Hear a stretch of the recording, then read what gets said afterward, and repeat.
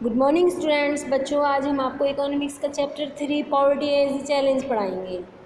बच्चों, हमारे पाठ का नाम है निर्धनता एक चुनौती।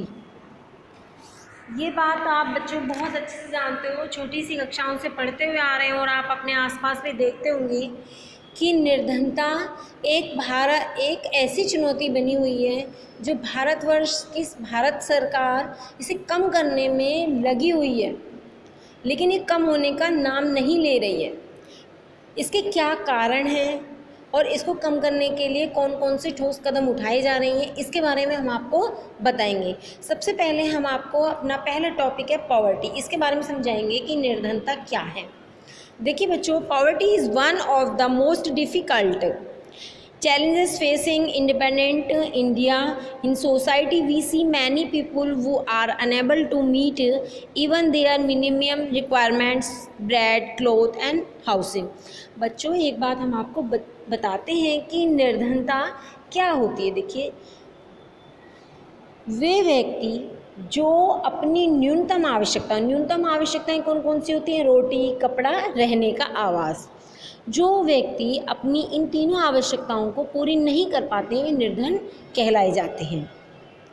ये सब निर्धनता की श्रेणी में ही आते हैं। एक बात हम आपको बच्चों बताते हैं कि जैसे गाँव में क्या होता है, जिन गाँव में जिन लोगों के पास अपनी ज़मीन नहीं होती है, दूसरों के यहाँ पर मजदूरी करते हैं, भूमिहीन मजदूर होते हैं, वो कहलाए जाते हैं निर्धन। और देखिए दूसरा शहरी निर्धनता में वे लोग आते हैं जैसे कि झुग्गी झोपड़ी में निवास करने वाले लोग होते हैं, दैनिक मजदूरी करने वाले होते हैं, और आपने शहरों में भीख मांगने वाले भिखारियों को देखा होगा।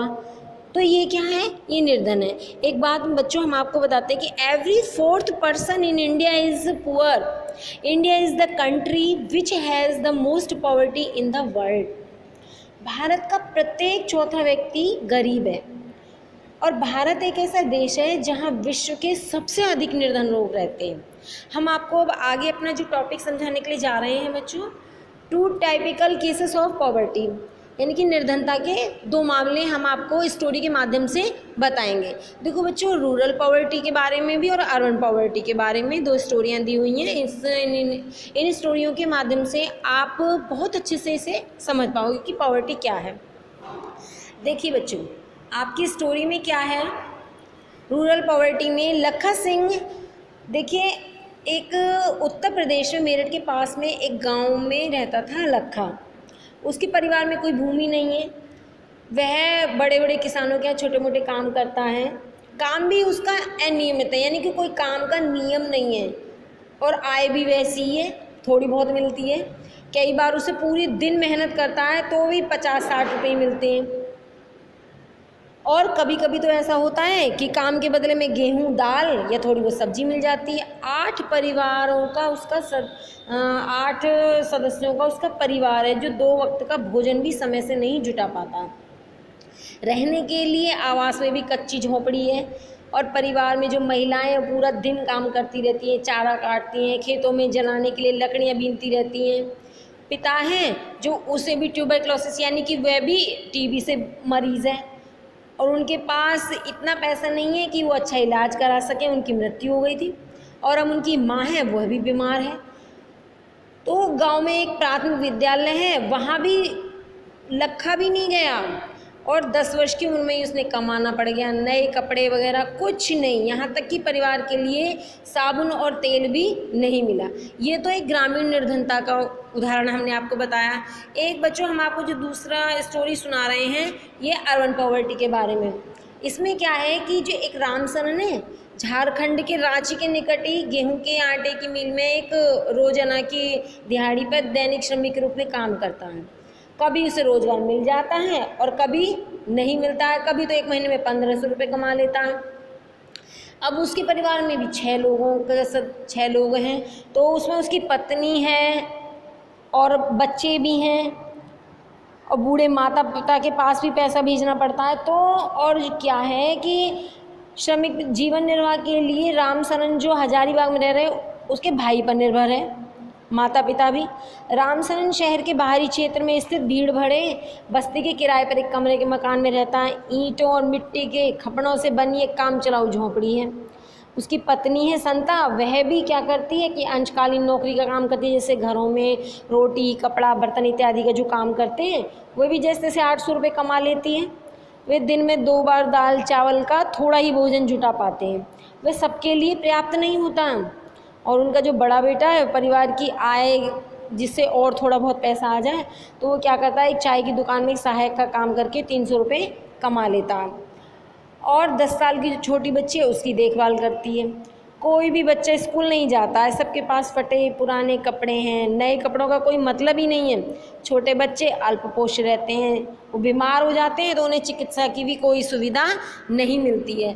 तो बच्चों इसमें हमने आपको ये स्टोरी के माध्यम से बताया है कि रूरल पॉवर्टी और अर्बन पॉवर्टी के बारे में। तो इन स्टोरियों के माध्यम से आपको कुछ समझ आया होगा। हाँ तो बच्चों हम आपको जो अपना अगला टॉपिक पढ़ाने जा रहे हैं वह में study the above cases of poverty and discuss the following issue related to poverty. निर्धनता के मामलों का अध्ययन करेंगे और निर्धनता से स्पष्ट मुद्दों पर चर्चा करेंगे। कौन कौन से मुद्दों पर जो हम चर्चा करने वाले हैं वो आपके हैं, देखिए, landlessness, unemployment, family size, illiteracy, poor health, child labour, helplessness, यानी कि लैंडलेस यानी कि आपकी क्या है, भूमिहीनता।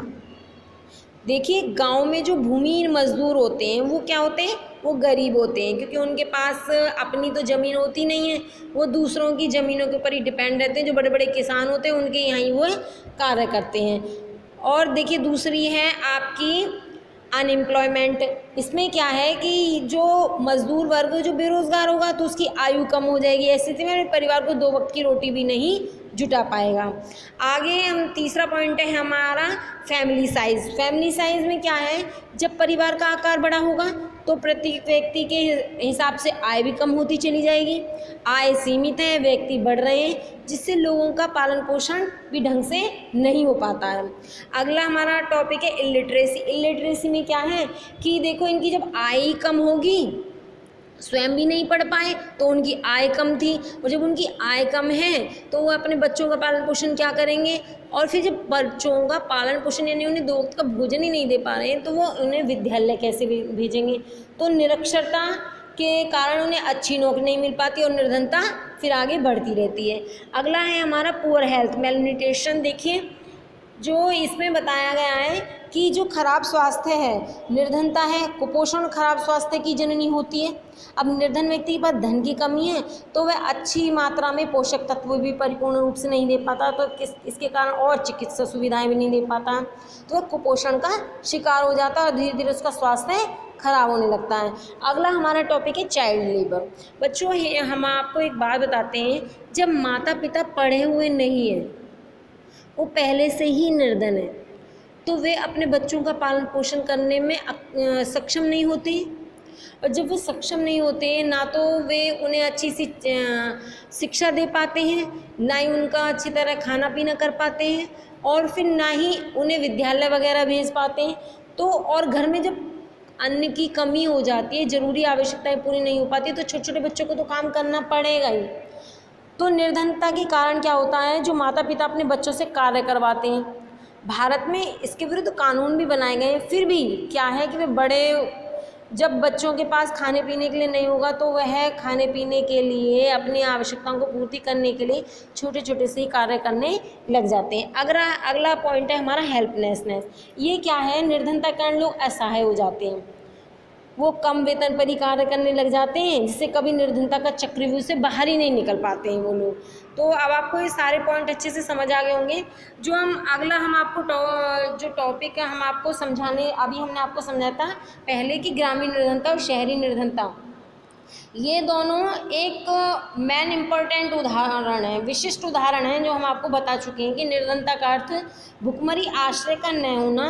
निर्धनता एक ऐसी स्थिति भी है जब माता पिता अपने बच्चों को विद्यालय नहीं भेज पाते हैं या कोई बीमार व्यक्ति का उपचार नहीं करवा पाते हैं, स्वच्छ जल और सफाई सुविधाओं का अभाव भी होता है। करोड़ों लोगों की दयनीय निर्धनता की स्थिति से बाहर निकालना स्वतंत्र भारत की सबसे बड़ी चुनौती है। हम आपको बच्चों बताते हैं कि राष्ट्रपिता महात्मा गांधी सदैव इस बात पर बल दिया करते थे कि भारत सही अर्थों में तभी स्वतंत्र होगा जब यहाँ पर सबसे निर्धन व्यक्ति भी मानवीय व्यथा अपने दशा से और दुख से मुक्त होगा। हम आपको बच्चों अगला जो टॉपिक पढ़ाने के लिए जा रहे हैं वो है बच्चों poverty as seen by social scientist के ने जो समाज वैज्ञानिक की दृष्टि में निर्धनता क्या है। एक बात हम आपको बच्चों बताते हैं,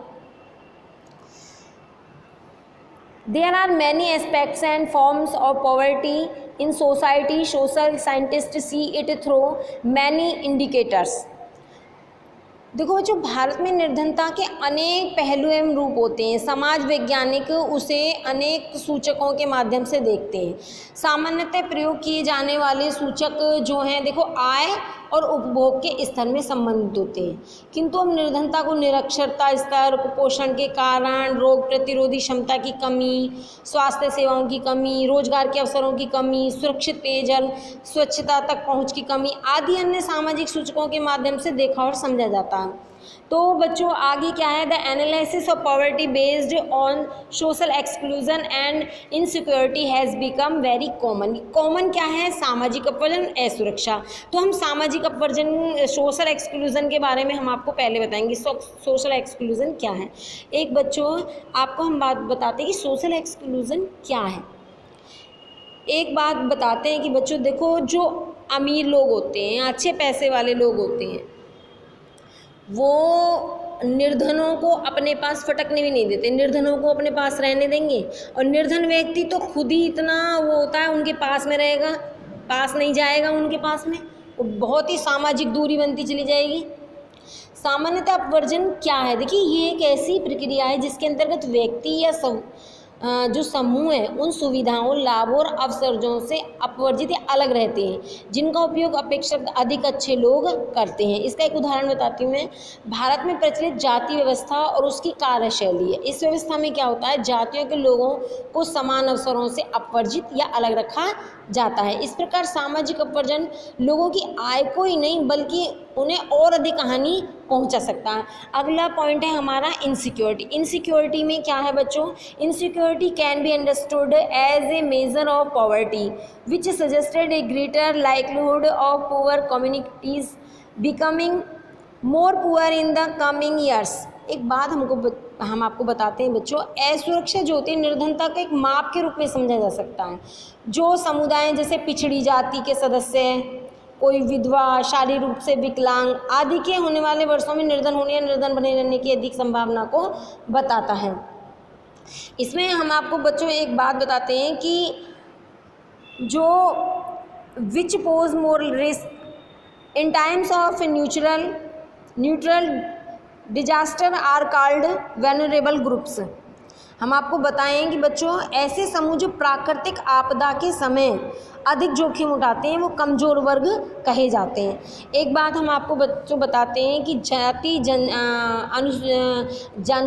अनुसूचित जनजाति और जो पिछड़े वर्ग के लोग होते हैं वो तो निर्धन होते हैं, लेकिन जो ज़्यादा जोखिम उठाते हैं, जोखिम कमी प्राकृतिक आपदाएं जिस वर्ष जिस शहर या राज्य में पड़ती है तो वो लोग ऑटोमेटिकली गरीब होते चले जाते हैं। क्यों, उनकी जो आवश्यकताएं हैं वो एकदम ख़त्म होती चली जाती हैं, उनकी पूर्ति नहीं हो पाती है, उनके रहने, खाने, पीने सब की कमी पड़ती चली जाती है। और जब दैनिक आवश्यकताओं की वस्तुएं जो होती हैं वो ख़त्म होती चली जाएंगी तो व्यक्ति गरीब होता चला जाता है। Insecurity very important